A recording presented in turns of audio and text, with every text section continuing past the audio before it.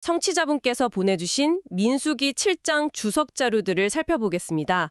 솔직히 이 장은 성경을 읽다가 그냥 휙 넘어가기 쉬운 부분 중 하나잖아요. 네, 맞아요. 12지파가 바친 예물 목록이 정말 끝도 없이 반복되니까요. 그렇죠. 지루하게 느껴지기 쉽죠. 하지만 오늘 저희는 이 복사해서 붙여넣기처럼 보이는 기록 속에 숨겨진 놀라운 원칙과 의미들을 함께 파헤쳐 보려고 합니다. 이 지루해 보이는 목록이 사실은 갓 태어난 이스라엘 공동체가 하나님과 어떻게 동행을 시작하는지를 보여주는 아주 생생한 현장 기록이거든요. 자, 그럼 한번 깊이 들어가 볼까요? 네, 맞습니다. 회막, 그러니까 움직이는 성전이 막 완성된 직후의 이야기입니다. 이제 하나님이 이스라엘 진영 한가운데 거하시게 되었는데 그래서 이제 우리는 뭘 해야 하지? 라는 질문에 대한 첫 번째 응답이 바로 민수기 7장인 셈이죠. 아, 그렇군요. 백성들의 헌신과 그에 대한 하나님의 응답이 아주 구체적으로 담겨 있습니다. 이야기의 시작은 각 지파의 지휘관들이 덮개 있는 수레 6과 소 12마리를 가져오는 장면입니다.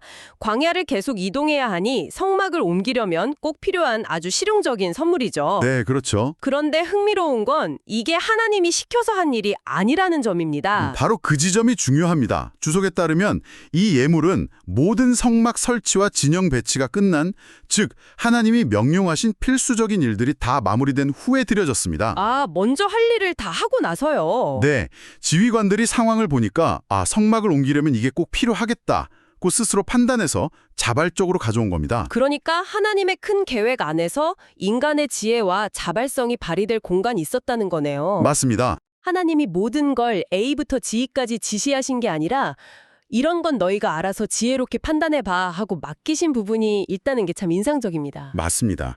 그리고 누가 먼저 나섰는지를 보면 각 지파의 지휘관들입니다. 리더들이죠. 네, 리더들. 공동체에 필요한 것을 먼저 파악하고 솔선수범하는 리더십의 좋은 예를 보여줍니다. 그들은 더 많은 것을 가졌기에 더 많이 헌신할 책임이 있었고 그 책임을 다한 겁니다. 그리고 하나님은 그들의 지혜로운 판단과 자발적인 헌신을 기쁘게 받으셨습니다. 네, 기쁘게 받으셨죠. 자, 그렇게 수레 6대와 소 12마리가 준비됐습니다. 이걸 이제 성막 운반을 담당하는 레위 자손들에게 나눠줘야 하는데 상식적으로 생각하면 세 가문이니까 공평하게 2대씩 나눠주면 될 것 같거든요. 네, 보통은 그렇게 생각하죠. 그런데 전혀 다르게 분배합니다. 네, 아주 중요한 원칙이 등장하죠. 그들의 직임대로 나누어 주었다는 겁니다. 직임대로요. 공평이 아니라 각자의 필요에 맞게 분배한 거죠.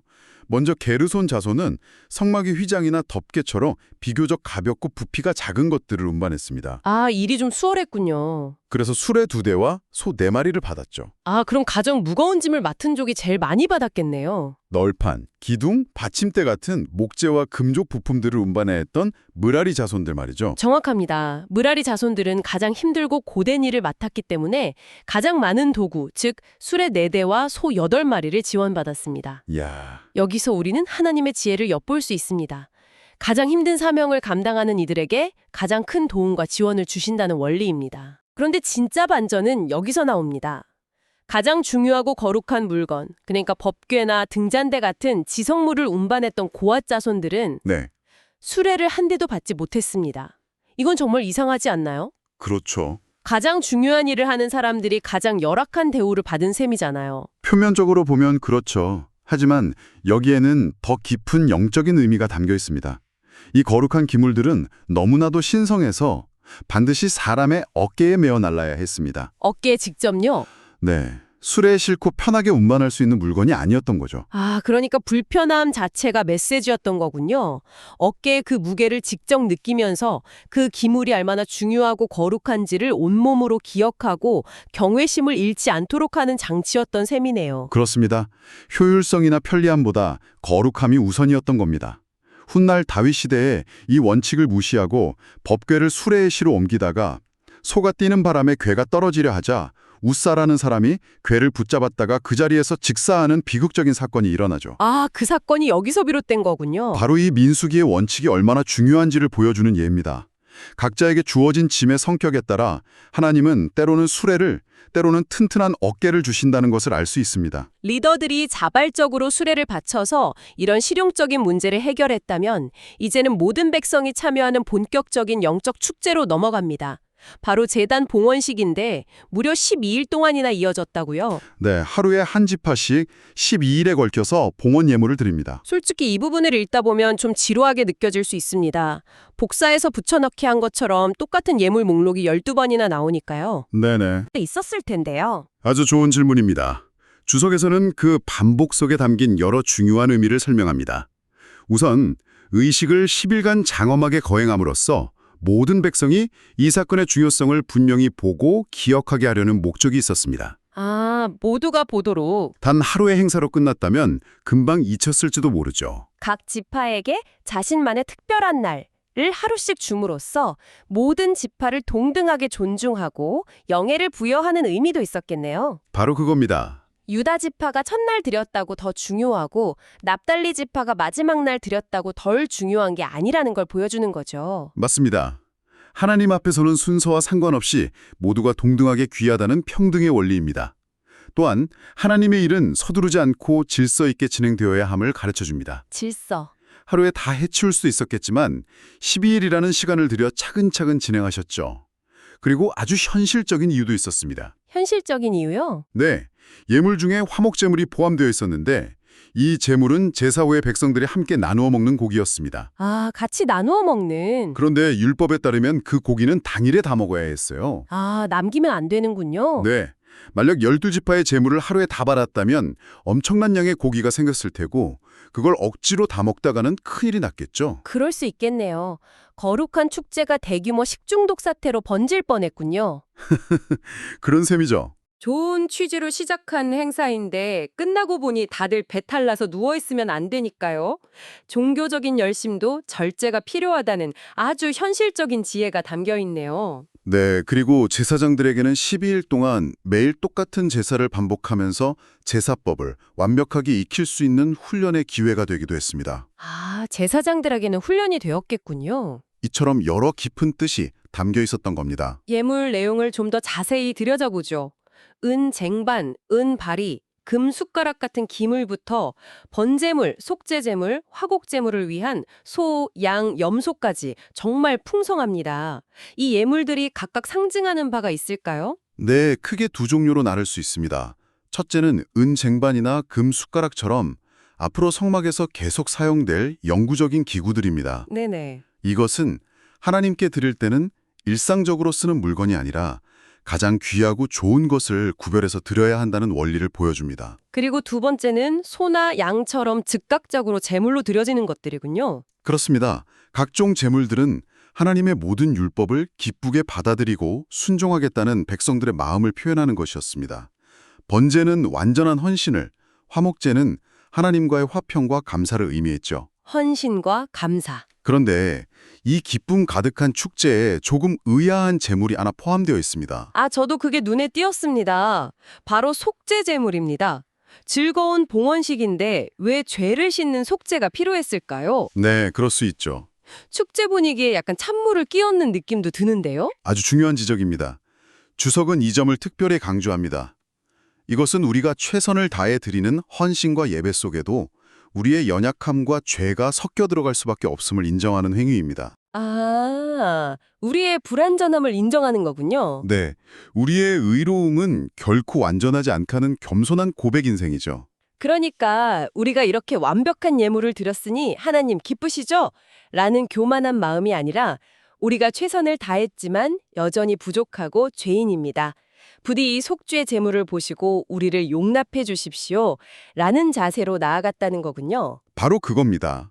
그래서 이 기쁨의 순간에도 항상 우리의 죄를 대신할 속죄의 은혜가 필요하다는 것을 잊지 말라는 장치입니다.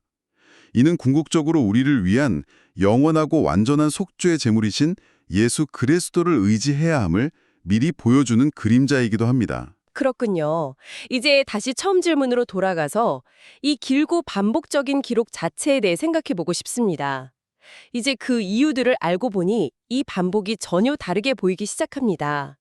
마치 하나님께서 각 지파의 헌신을 하나하나 소중하게 기록해두는 장부처럼 느껴지네요. 정확한 표현입니다. 그것이 바로 이 반복이 주는 가장 큰 메시지입니다. 하나님께서는 각 지파의 예물을 하나도 소홀히 여기지 않으시고 전부 다 귀하게 받으셨다는 것을 보여줍니다. 하나도 빠짐없이요? 하나님은 그냥 12지파가 예물을 가져왔다고 뭉뚱거리지 않으셨습니다. 유다 지파의 지휘관 암미나답의 아들 나손이 이런 예물을 가져왔다. 이사갈 지파의 지휘관 수알의 아들 느다넬이 이런 예물을 가져왔다. 한 사람, 한 지파의 이름과 헌신을 개별적으로 그리고 똑같은 비중으로 기록하셨습니다. 하나님 앞에서는 우리의 헌신이 다른 사람과 비교되지 않고 그 자체로 온전히 기억되고 인정받는다는 의미로 들립니다. 내가 드린 것이 다른 사람에 비해 작아 보일지라도 하나님께는 똑같이 소중하다는 위로를 주네요. 네, 그리고 더 나아가 이것은 격려와 약속입니다. 하나님께 드린 것은 결코 사라지거나 잊히는 것이 아니라 그분께서 세심하게 기록해 두셨다가 반드시 갚아주신다는 약속입니다. 아, 약속이군요. 예수님께서 마태복음 10장 42절에서 냉수 한 그릇의 상도 결코 잃지 않을 것이라고 말씀하신 것처럼 우리의 작은 수고와 사랑의 희생을 하나님은 결코 잊지 않으신다는 것을 이 긴 목록을 통해 생생하게 보여주고 계신 겁니다. 결국 12일간의 이 모든 헌신과 제사가 끝난 후 하나님께서는 가장 중요하고 결정적인 응답을 보여주십니다. 이 긴 장의 마지막 절인 89절에 그 내용이 나오죠. 네, 이 장면의 클라이맥스입니다. 모든 예물이 드려진 후 모세가 회막에 들어가 하나님과 대화하려고 할 때 속죄소 위 두 그룹 사이에서 자기에게 말씀하시는 목소리를 들었으니 라고 기록되어 있습니다. 백성들의 헌신이라는 기초 위에 마침내 하나님의 말씀이 임한 거군요. 그렇습니다. 이것이야말로 하나님께서 이 모든 헌신을 기쁘게 받으셨다는 가장 확실한 증표입니다. 아, 물질적인 예물 자체가 목적이 아니었던 거죠. 그 예물을 통해 마음을 드렸을 때 하나님께서는 가장 큰 선물, 즉 당신의 음성을 들려주시는 것으로 응답하셨습니다. 하나님의 음성. 네, 하나님과의 친밀한 교제, 그분의 말씀을 듣는 것, 이것이야말로 모든 예배와 헌신의 궁극적인 목표이자 가장 큰 상급이라는 것을 보여줍니다. 오늘 민수기 7장을 통해 단순한 목록 속에 숨겨진 리더의 책임, 필요에 따른 분배의 지혜, 거룩함을 지키는 방식, 그리고 모든 작은 헌신까지 기억하시는 하나님의 세심한 마음에 대해 깊이 생각해 볼 수 있었습니다. 반복되는 구절 속에 이렇게 풍성한 의미가 담겨 있을 줄은 몰랐네요. 여기서 우리가 마지막으로 생각해 볼 질문이 하나 있습니다. 주석은 하나님께서 이렇게 사람의 목소리처럼 아주 인격적으로 모세에게 직접 말씀하신 이 사건이 아주 중요한 미래의 사건을 예고한다고 설명합니다. 미래의 사건이요? 바로 말씀이 육신이 되어 우리 가운데 오실 예수 그리스도의 성육신을 미리 보여준다는 것이죠.